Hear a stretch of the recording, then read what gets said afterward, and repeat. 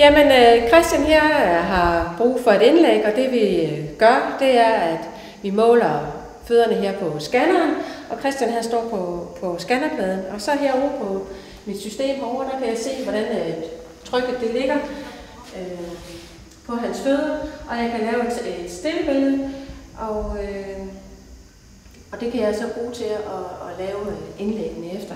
Jeg kan også lave et, hvor Christian går hen over pladen, eller løber hen over pladen, så man kan se, hvordan det er, når han går og løber, om trykkene ændrer sig.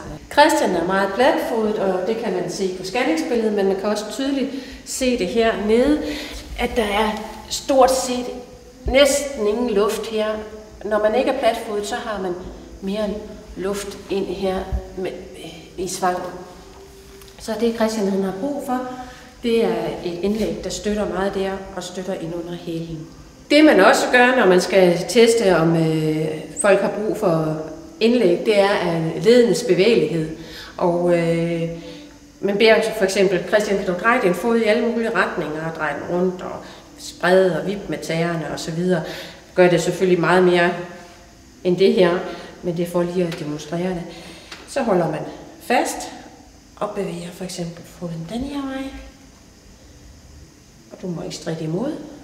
Og man bevæger den anden vej.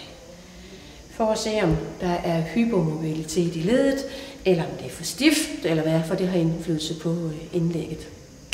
Ja, og det er så det indlæg, Christian han har brug for, så det lægger vi så i skolen.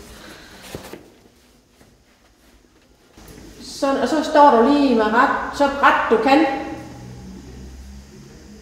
Ja, og her så kan man så se, at Christian han er stadigvæk lidt på venstre fod, eller stadigvæk en lille smule indad, så den kan godt tåle lidt mere højde der i midten. Men den højre, den står lige, og der er han rettet helt op.